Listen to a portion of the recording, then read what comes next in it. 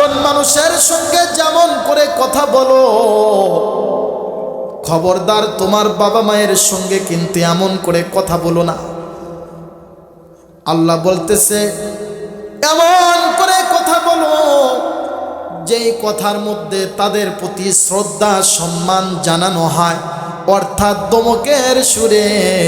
উফি ওয়ালা তানহারহুমা, আল্লাহ বলেছেন তোমার কথাতে যেন তোমার বাবা মা উফ শব্দ যেন ব্যবহার না করে। ও শ্যামগঞ্জের মুসলমান আমার মা বোনেরা, যদি তোমার আমার কথাতে আমার আব্বা আম্মা যদি একটা বার উফ শব্দ ব্যবহার করে, আমার আল্লাহ বলেছেন কিয়ামত পর্যন্ত সিজদা দিবা, কিয়ামত পর্যন্ত হজ করবা, আলেম হও আর গাজী হও আর শহীদ হও, বড় মুফতি হও হাফেজ হও আর বড় বক্তা হও, নেতা হও আর এমপি হও, যাই হও না কেন, বড় পীর মাশায়েখ হতে পারো, যদি তোমার আমার কথাতে আমার আব্বা আম্মা যদি একবার উফ শব্দ ব্যবহার করে, আমার আল্লাহ বলেছেন তোমার সারা জিন্দেগীর সমস্ত আমলগুলো আমি আল্লাহ বাতিল করে দিলাম, কবুল করব না, করব না, করব না। হাজার তওবা করবা, সমস্ত গুনাহের তওবা, গুনাহ মাফ হয়ে যাবে। কিন্তু বাবা মার সঙ্গে আমরা যদি কোনো প্রতারণা, বাবা মায়ের সঙ্গে যদি অসম্মানজনক কোনো কথা বলি, কিয়ামত পর্যন্ত মসজিদে সিজদা দিয়েও ওই গুনাহ আমরা ক্ষমা করাইতে পারবো না। কথা ঠিক কিনা বলেন? আল্লাহর নবীর জামানায় রাসূলের একজন সাহাবী ছিল হযরত আলকামা রাদিয়াল্লাহু তাআলা আনহু। তার নামটা কি বলেন? হযরত আলকামা রাদিয়াল্লাহু তাআলা আনহু আল্লাহর নবীর একজন যুবক সাহাবী, খুব নামাজ কালাম পড়তেন, অনেক বড় তাহাজ্জুদ গুজারি ছিলেন। সিয়াসিত্তার হাদিস বলতেছি, মুসলমান বানানো গল্প নয়। আল্লাহর নবীর সাহাবী হযরত আলকামা অনেক তাহাজ্জুদ পড়তেন, অনেক পরহেজগার ছিলেন। ওই সাহাবী হঠাৎ করে অসুস্থ হয়ে গেছে, বিছানাগত হয়ে গেছে। তার নিকট খবর আসলো, আল্লাহর নবীর নিকট খবর আসলো, ইয়া রাসূলুল্লাহ, আপনার সাহাবী আলকামা, তাকে আমরা শত চেষ্টা করতেছি কিন্তু কালিমা নসিব হচ্ছে না। কি নসিব হচ্ছে না? কথা বলেন। কালিমা নসিব হচ্ছে না। হাদিসের ঘটনা, অনেক চেষ্টা করেও কালিমা নসিব করাইতে পারে নাই। আল্লাহর নবী আবার বিশেষভাবে খোঁজ নেওয়ার জন্য হযরতে বেলাল এবং আরেকজন সাহাবীকে পাঠাইলেন। সুবহানাল্লাহ বলেন। হযরতে বেলাল রাদিয়াল্লাহু তাআলা আনহু এবং আরেকজন সাহাবী হযরতে আলকামার বেডের মধ্যে বসে, তার ঘরের মধ্যে বসে কালিমাতুশ শাহাদা পড়ানোর চেষ্টা করলেন, কিন্তু ওই সাহাবী তার মুখ দিয়ে আশহাদু আন্না শব্দ ব্যবহার হচ্ছিল না। অনেক চেষ্টা করেও হযরতে বেলাল কালেমা পড়াইতে পারলেন না, কালিমা শাহাদাত পড়াইতে পারলেন না। আল্লাহর নবীর দরবারে এসে বলতেছে, ও গো হাবিবুল্লাহ, ও দু সরওয়ার আলম নবী, আপনার আলকামার অনেক চেষ্টা করেছি কিন্তু কালিমা শাহাদাত নসিব হচ্ছে না। আল্লাহর নবী মুহাম্মাদুর রাসূলুল্লাহ সাল্লাল্লাহু আলাইহি ওয়াসাল্লাম, দয়ার নবী, প্রাণের নবী, কথা ঠিক কিনা বলেন? আল্লাহর নবী কারো অসুস্থতার খবর পাইলে ঠিক থাকতে পারতো না। আল্লাহর নবী নিজে স্বয়ং আলকামার ঘরে গিয়ে আলকামাকে জিজ্ঞাসা করতেছে, ও আলকামা, কালিমা শাহাদাত পড়ো কিন্তু শাহাদাত নসিব হয় না।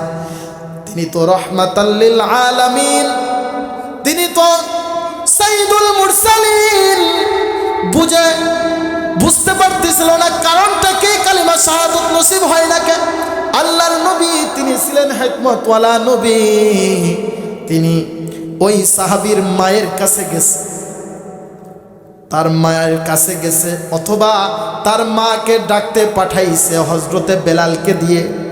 তার মা এসে বলতেছে, ইয়া রাসূলুল্লাহ, নবী গো, আপনি আমার দরবারে যাইতে চেয়েছিলেন, কিন্তু আমি বড়ই লজ্জিত। আমার জীবন আল্লাহ এবং আপনার জন্য কুরবানি হোক। এই কথা কে বলতেছে বলেন? ওই আলকামার মা, ওই সাহাবীর মা বলতেছে, ইয়া রাসূলুল্লাহ, আমার জীবন আপনার জন্য এবং আল্লাহর জন্য কুরবানি হোক, আমি নিজেই আপনার দরবারে এসেছি। আল্লাহর নবী বলতেছে, ও আলকামার মা, একটা সত্য কথা বলবা, কথা কিন্তু বেজাল করবা না, সত্য সত্য বলবা। তোমার ছেলের সঙ্গে কি তোমার সম্পর্ক ভালো আছে? ওই মা কেঁদে দিয়ে বলে, নবী গো, কলিজার টুকরা, ধন হৃদয় নিংড়ানো সন্তান, এত কষ্ট করে লালন পালন করে বড় করেছি নবী, কিন্তু এই সন্তান বিবাহ করার পর থেকে তার ভয়ে তার স্ত্রীর কথাকে বেশি প্রাধান্য দেয়, তার স্ত্রীর কথা শুনে আমাকে নির্যাতন করে, আমাকে ভাত কাপড় দেয় না, মনে কষ্ট দেয়, যার কারণে একদিন ভুলবশত ওই সন্তানের জন্য বরদোয়া করে ফেলেছিলাম। আল্লাহর নবী বলতেছে, তুমি তোমার সন্তানকে ক্ষমা করে দাও। ওই আম্মা রাজি হয় না, না না নবী গো, আমার ছেলে আমাকে অনেক কষ্ট দিচ্ছে, আমি ক্ষমা করতে পারবো না। আল্লাহর নবী তখন অর্ডার দিলেন, ও বেলাল, কাঠ খড়ি নিয়ে আসো। কি আনতে বলছে বলেন? কাঠ খড়ি নিয়ে আসো এবং আলকামাকে জ্বালায়া দাও, তার মায়ের সঙ্গে তার দেহটা জ্বালায়া দাও। আহ, আল্লাহর নবী যখন এই কথা বলেছে, মায়ের মন, বাবা মা যতই রাগ করুক না কেন, যদি বাবা মায়ের সামনে সন্তানের গায়ে একটা মশা মাছিও পড়ে, বাবা মা সচক্ষে দেখলে সহ্য করতে পারে না। কথা ঠিক কিনা বলেন? ও প্রিয় মুসলমান, আমরা তো এটাই দেখতেছি, আমাদের বাবা মা আমাদের কত ভালোবাসে। যখন আল্লাহর নবী এই অর্ডার দিছে, আলকামা রাদিয়াল্লাহু তাআলা আনহুর মা আল্লাহর নবীকে বলতেছে, ইয়া রাসূলুল্লাহ, নবী গো, নবী গো, আমি কি আমার জীবদ্দশায় আমার সন্তানকে এইভাবে পুড়ে যাইতে দেখবো? এটা তো আমি সহ্য করতে পারবো না নবী। আল্লাহর নবী বললেন, ও মা, ও আলকামার মা, তুমি যদি সাধারণ এই দুনিয়ার আগুন দেখে তোমার সন্তানকে জ্বালানো দেখে সহ্য করতে না পারো, তুমি যে তোমার ছেলেকে মাফ করো নাই, আমার আল্লাহর দেওয়া জাহান্নামের আগুন তো এর চাইতেও 99 গুণ বেশি পাওয়ার। কথা ঠিক কিনা বলেন? হায়রে কপাল পুরা, দুনিয়ার তাপ তো আমরা সহ্য করতে পারি না। এই যে দেখেন, দিনের বেলা একটু রোদ ওঠে, এখন কিন্তু আর জ্যাকেট পরা লাগে না, সোয়েটার পরি না, গাও ঘেমে আসে, কত গরম। আল্লাহর নবী বলতেছে, ও আলকামার মা, যদি ছেলেকে মাফ না করো, তোমার ছেলেকে জাহান্নামে দেওয়া হবে। এই আগুনের চাইতে আরো 99 গুণ বেশি পাওয়ারওয়ালা আগুন তার শরীরে ধাউ ধাউ করে জ্বলবে। তুমি কিভাবে সহ্য করবা? তখন ওই আলকামার মা বলতেছে, ইয়া রাসূলুল্লাহ, আপনাকে সাক্ষ্য রেখে কথা দিলাম নবী গো, আমি আমার ছেলেকে আলহামদুলিল্লাহ মাফ করে দিলাম। সুবহানাল্লাহ। ও প্রিয় মুসলমান, আমাদের যাদের বাবা মার সঙ্গে সম্পর্ক ভালো না, আমি তোমাদেরকে বলবো, মুসলমান, নামাজ পড়ে লাভ নেই, হজ করে লাভ নেই, আমল করে লাভ নেই, তাহাজ্জুদ পড়ে লাভ নেই। আমি বলি যদি বাবা মার সঙ্গে আমাদের বেইনসাফি আচরণ হয়ে যায়, আজকে যাবা, আজকে গিয়ে বাবার পায়ে পড়ো, মায়ের পায়ে পড়ো, পারবে তো ইনশাল্লাহ। বাবা মায়ের পাকে এমন ভাবে জড়িয়ে ধরো যেমন আল্লাহর নবী বলেছেন, তার জবান দ্বারা শরীফের মধ্যে বলেছেন হুমা জান্নাতুকা ওয়া নারুকা। আল্লাহর নবীর হাদিস, কারো কারো জন্য বাবা মা হচ্ছে জান্নাত, আবার কারো জন্য হচ্ছে বাবা মা জাহান্নাম। যেই আল্লাহর বান্দা বান্দি বাবা মার সেবা করতে পারবে তার সরাসরি আমার আল্লাহ সার্টিফিকেট দিয়েছে তারা জান্নাতি। সুবহানাল্লাহ বলেন। কি জন্য সার্টিফিকেট দিল জানেন? কেননা বাবা মা দোয়া করলে ওই দোয়ার মাঝে কোনো পর্দা থাকে না। বিশ্বাস করেন তো ইনশাআল্লাহ? কোনো বাবা মা যদি দোয়া করে ওই বাবা মায়ের দোয়ার মধ্যে কোনো পর্দা থাকে না। ওই বাবা মা যতই গরিব হোক না কেন, একবার বাবা মা যদি সন্তানের জন্য খুব মন থেকে দোয়া করে, ও মালিক আমার ছেলে আব্দুল সালামকে মাফ করো, বড় বানাও, আমার আল্লাহর আরশুল আজিম পর্যন্ত খুশি হয়ে যায়। সুবহানাল্লাহ বলেন। ও মুসলমান, মানুষকে বেশি খাওয়ানো বাদ দিয়ে ভালো ফলমূল ভালো খাবার তোমার বাবা মাকে খাওয়াও, আমার আল্লাহ তোমার প্রতি রাজি খুশি হয়ে যাবে এবং আমার আল্লাহ নিজেই খুশি হয়ে হাসবে, আল্লাহর আরশ পর্যন্ত হেসে উঠবে। বাবা মার মুখে যদি হাসি ফোটাও ওই সেবা দেখে আমার আল্লাহ তিনি নিজেই হেসে দিবেন। সুবহানাল্লাহ বলেন। এই জন্য বাবা মায়ের দোয়া নিতে কে কে রাজি আছে ইনশাআল্লাহ? যাদের বাবা মা আছে খবরদার মুসলমান আজকে তওবা করো। বাবা মাকে কষ্ট দিব না ইনশাআল্লাহ বলেন। হাত তুলে দেখেন। আর বাবা মার সঙ্গে বেয়াদবি করব না, বাবা মার সঙ্গে উচ্চ আওয়াজে কথা বলবো না, বাবা মাকে ভালো পোশাক পরাবো ইনশাআল্লাহ বলেন। হাত নামান, আল্লাহ কবুল করুক।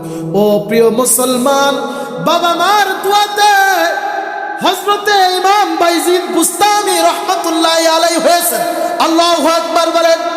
বাইজিদ বুস্তামি এক গিলাস পানি পান করাইয়া তার মায়ের হৃদয় কেড়ে নিয়ে তার মায়ের দোয়াতে বাইজিদ বুস্তামি জবরদস্ত আল্লাহর ওলি। সুবহানাল্লাহ বলেন। ইমাম খাজা মঈনুদ্দিন চিশতি সানজিরি রহমাতুল্লাহি আলাইহি তার নাম শুনেছেন?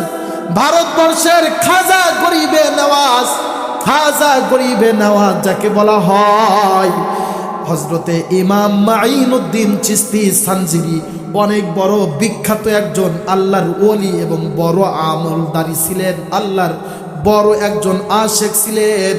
এই যে খাজা মঈনুদ্দিন চিশতি রহমাতুল্লাহি আলাইহি তিনিও তার মায়ের দোয়াতে জগৎ বিখ্যাত আল্লাহর ওলি হয়েছে।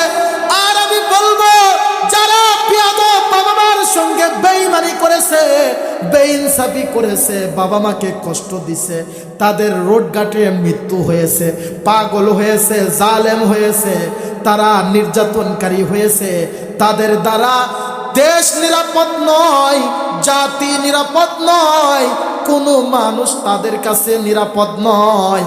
যারা বাবা মার সঙ্গে বেঈমানি করতে পারে এরা কিন্তু গোটা পৃথিবীর মানুষের সঙ্গেও বেঈমানি করতে পারে। কথা ঠিক কিনা বলেন?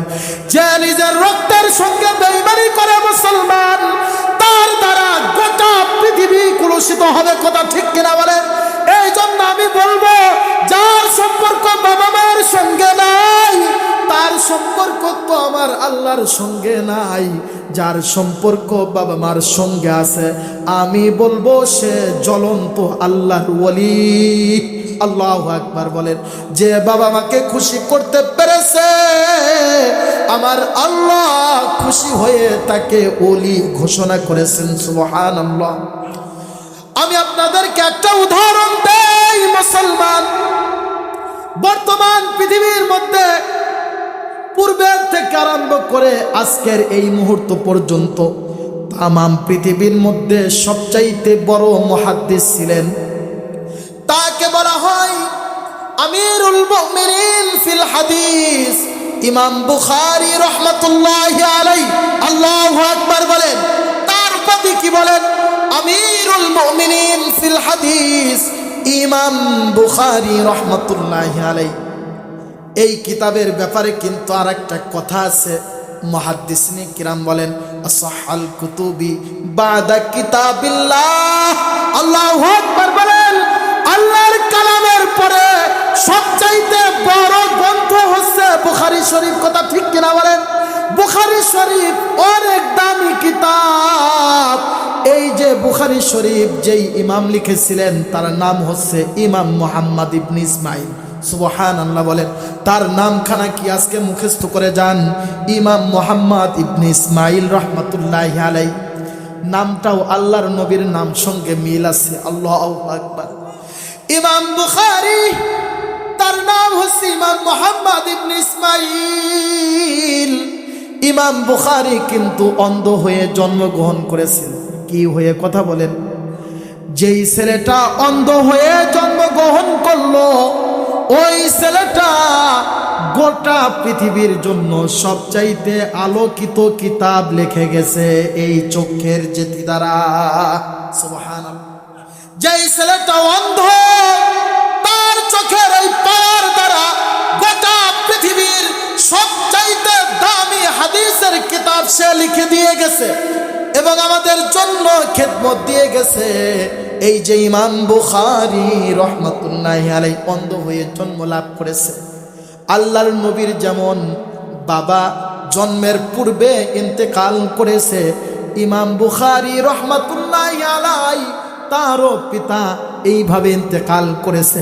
আহারে, ইমাম বুখারীর মা তিনি ছিলেন আশিকা কানিতা সালেহা যাকিরা মহিলা। আল্লাহু আকবার বলেন। তার জিহ্বাতে সদা সর্বদা আল্লাহ আল্লাহ জিকির থাকতো, আল্লাহর নবীর প্রেম থাকতো। এই কারণেই তার গর্ভে তো ইমাম বুখারীর জন্ম হয়েছে। আল্লাহু আকবার। এই জন্য মা বোনদেরকে বলবো, মা গভীর মনোযোগ। তুমি যদি ইমাম বুখারীর মায়ের মতো নিজের জীবনটা বানাইতে পারো, তোমার গর্ভের থেকেও ইমাম বুখারীর মতো মানুষের জন্ম হবে। আরে, ইমাম বুখারীর মা ইমাম বুখারীকে ছোটবেলায় কোলে নিয়ে আদর করত আর আল্লাহর দরবারে তাহাজ্জুদ পড়ে পড়ে সিজদায় পড়ে দোয়া করত, মালিক। আরে মা বোনেরা শুনে রাখো, ইমাম বুখারীর মায়ের দোয়া আল্লাহর দরবারে বলতো, মালিক তুমি অন্ধ সন্তান দিয়েছ, কোনো ক্ষোভ নেই, কোনো রাগ নেই, কোনো ঈর্ষা নেই, কিন্তু আমার তো মনে অনেক বড় একটা আশা ছিল। দোয়া করতেছে, কিন্তু আমার মনে অনেক বড় আশা ছিল, মালিক আমি তো আমার ছেলেটাকে তোমার রাস্তায় দিয়ে দেব, মালিক তুমি আমার ছেলেটাকে তোমার রাস্তায় কবুল করে নাও। আল্লাহু আকবার বলেন। এই যে দোয়া এবং তার চক্ষুটাকে তুমি জাতি হিসাবে ফেরত দিয়ে দাও আল্লাহ। ইমাম বুখারীর মার এমন আমল, এমন ইয়াকিন, এমন বিশ্বাস, সে যে আল্লাহর কাছে সব সময় দোয়া করে, আমার আল্লাহ তাআলা তার দোয়া মঞ্জুর করে নিয়ে ইমাম বুখারীর চোখের জ্যোতি ফেরত দিয়ে দিছে। সুবহানাল্লাহ বলেন। আরো জোরে বলেন সুবহানাল্লাহি ওয়া বিহামদি। আরো জোরে বলেন আল্লাহু আকবার। ও প্রিয় মুসলমান, ইমাম বুখারী রাহমাতুল্লাহি আলাইহি তার মা কিন্তু আল্লাহর দরবারে দোয়া করতেছে, ও মাওলা আমি তো আমার সন্তানকে ইসলামের পথে দিতে চাই, তুমি আমার ছেলেটাকে ইসলামের আলো দান করো। আমার আল্লাহ বলতেছে, যা যা মুহাম্মাদের মা, তোর কলিজার টুকরা সন্তানের চোখের জ্যোতি আমি ফেরত দিয়ে দিলাম। সুবহানাল্লাহ বলেন। এই যে ইমাম বুখারীর চোখের এত পাওয়ার, সংক্ষিপ্ত ঘটনা বলতেছে মুসলমান, বক্তা সাহেব এসে গেছে, আমি অল্প কিছুক্ষণের মধ্যে শেষ করে দিচ্ছি। ইমাম বুখারীর মায়ের দোয়া কবুল হয়ে গেল।